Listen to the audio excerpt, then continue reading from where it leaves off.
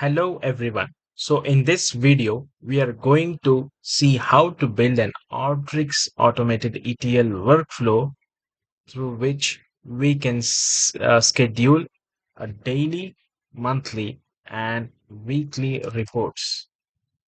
Let's get started. Open the Alteryx designer tool and then connect your input data.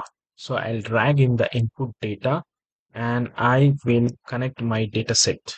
So if you don't have any data set, I will provide the link in the description so you can connect to that data set.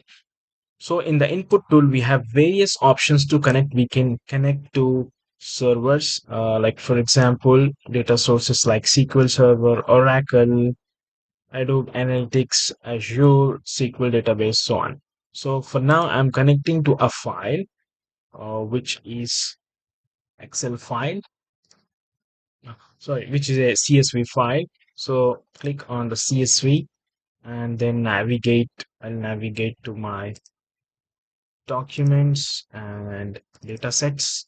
Connect Honda car selling. Open. So notice here on the left hand side, this is the properties pane. So whatever the tool that you drag in, their properties will appear here. And if you select a particular file, for example, I have selected CSV, and the properties related to the CSV file will be displayed here. And if you drag the Excel file, the properties related to the Excel file will be displayed here. Let's switch it for time. Yeah, so it will change according to the file type we selected. If you connect to a SQL server, the properties of this page will change according to the SQL server. Okay, let's get back to CSV format. So once you drag your input file and connect your data, the next step is bring your select tool. So select tool will display all the values, all the fields that are available in our input. So here you can see we have here kilometers driven, fuel type, all these columns. So you can view, and with select tool you can rename a particular column. For example, if you want to rename kilometers driven to miles driven, for example, so fuel type to just fuel, so you can rename it. So if you run it, then you can see in the final output, here you can see our original column, original field is fuel type, and we have renamed it to fuel. So this is how you can use this select. And if you want to deselect some of the columns from the output, then you can just uncheck these fields, and just if you run it, you can see those columns will not be displayed in the output. Okay, so this is the second step. We drag the select statement, select tool in our workflow. So next we need to drag the formula tool. So why formula tool? Because we are sending our report daily, so we need to define the name of the report, where it will be stored locally or on the NAS drive or the share drive. And also we need to attach the name, date on the file, so that the users will be notified what date and time the file is generated. So here we'll create a formula, file name, rate. So here we'll copy the location where our file will be saved. So let me copy that location here. So I'll be saving my file in this location. So once we get the location, we need to give double quotes around it. And also at the end, give one more backward slash and give our file name, Honda car sales. So once we give our file name, so we would want to attach the date on each time the file is generated. So we'll give plus symbol And then inside these plus symbols, we'll write the date function. So what date function we need to write? So you can search the date functions here. So if you just click on fx and drag a little bit date time. So here you can select date time format. So in the date time format, you can give a date as date time now or date time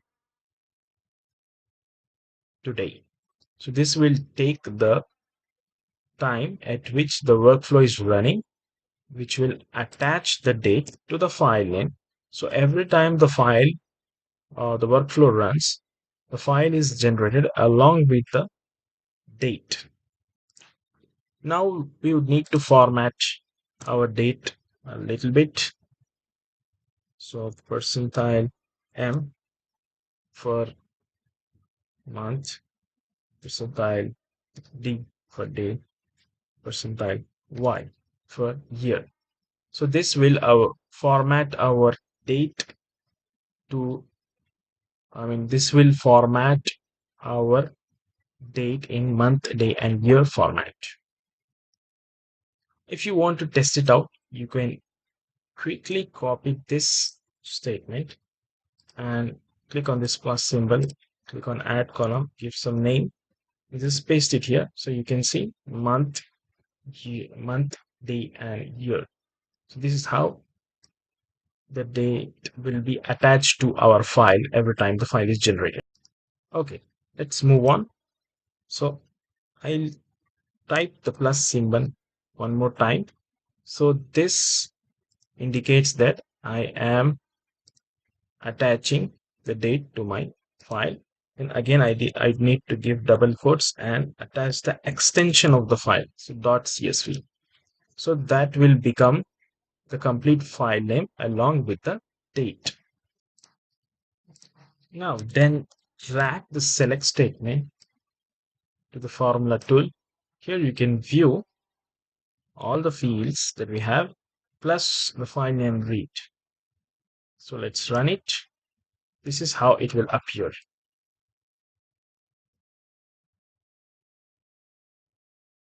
Let's expand it a little bit. Okay. Now let's say before sending the file, we want to summarize the data inside the file. So let's drag the summarize tool. Let's say we want to add up. So we want to, okay, we want to group by year and the fuel consumption. So notice since we have a data type set as vstring, you are not able to sum up the fuel or kilometers driven. So to fix this, go back to your select tool and you can just select this into int 32 and also price to double and then fuel type. Sorry. Okay, that's it. So now go back and just hit run.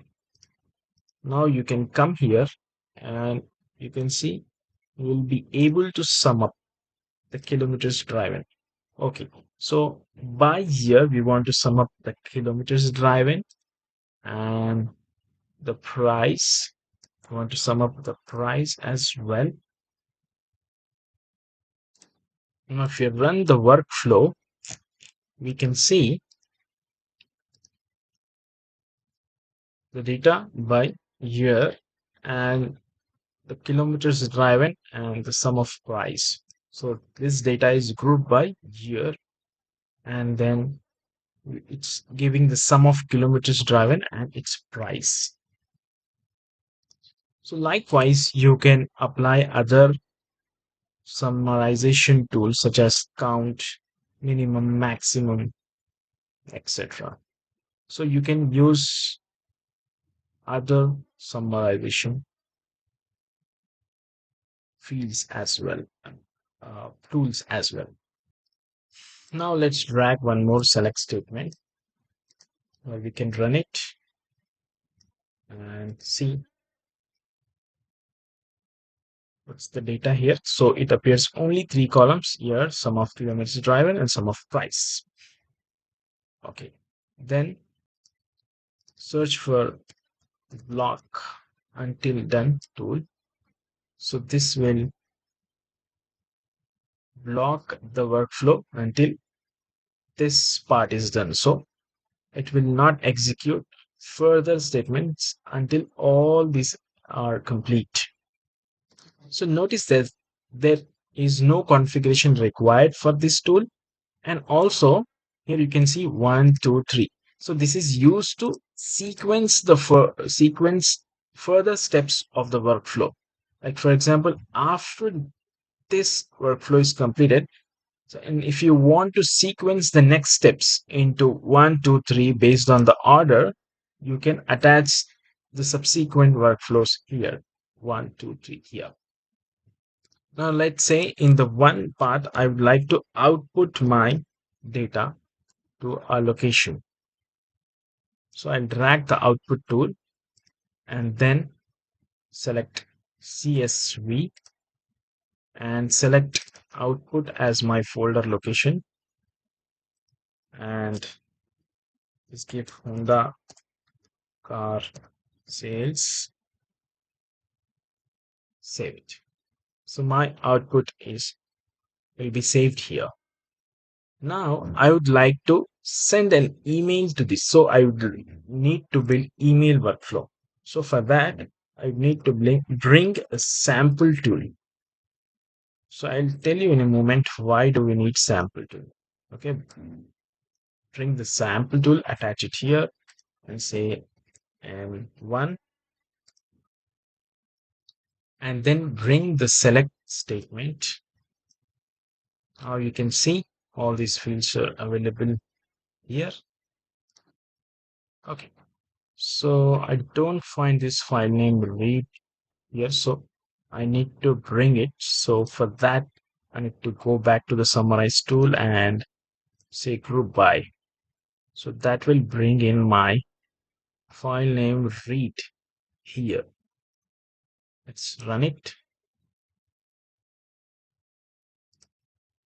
Okay, so I got it here and I got it here. Okay, so now we need to configure the output tool in such a way that this file name read is not should not be put in the output file, the final output file. It should take this field as the file name. So to configure that, we can select this option, take the file table name from field. So we can select change file table name. So we can select change entire file path and select the file name read field and uncheck keep field in output. So that way it will not output this field in the output file that we are generating, and it will just put in this data. So let's go and check it in our output folder.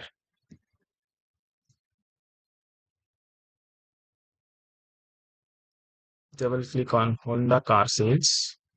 So here you can see for now, before setting those fields, before setting these output configuration,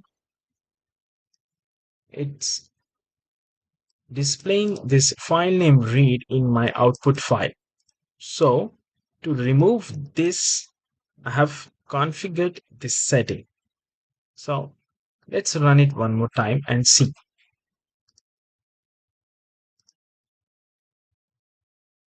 Okay, our workflow has run. Let's go and check it in the output folder. So here you can see our file name field is not being inserted here. And also you can see the date is being displayed here in the file name. Honda car sales 03/25/2023. Okay, so our output file properties has been set properly. Now let's look at the email tool.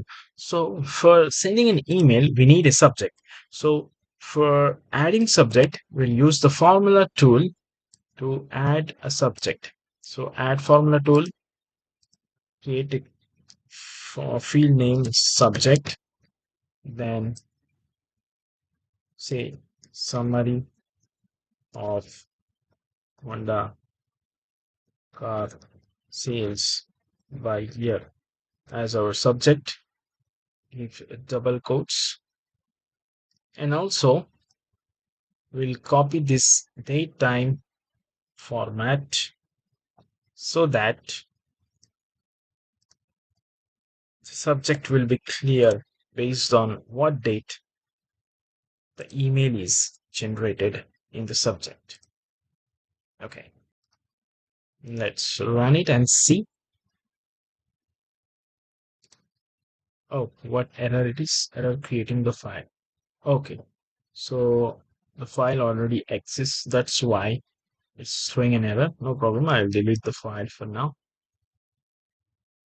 So let's look at the email tool. You can drag email tool here.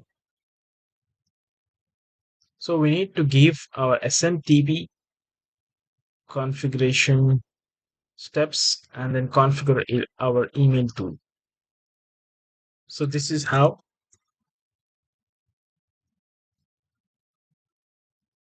you will enter the details for 25 as the port number. Okay, port 65 port number, and then use an encryption SSL TLS.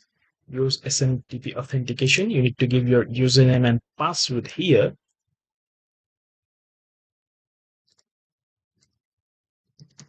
Username, password. Write the from email here.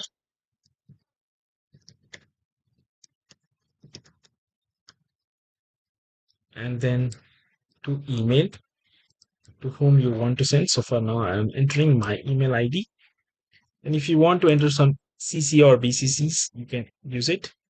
So subject will use a field called subject, which we have created in the formula tool. It will not enter it manually. Then under the attachments, we'll click on add and specify the file name which we are generating. So our file name will be here.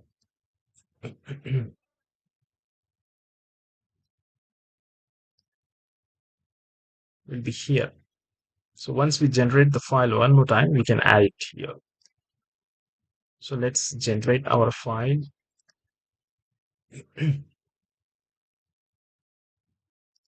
So our file is generated. Go back to the email tool and then click on add, specify file, see, and the output, our file is generated. Let's add this file.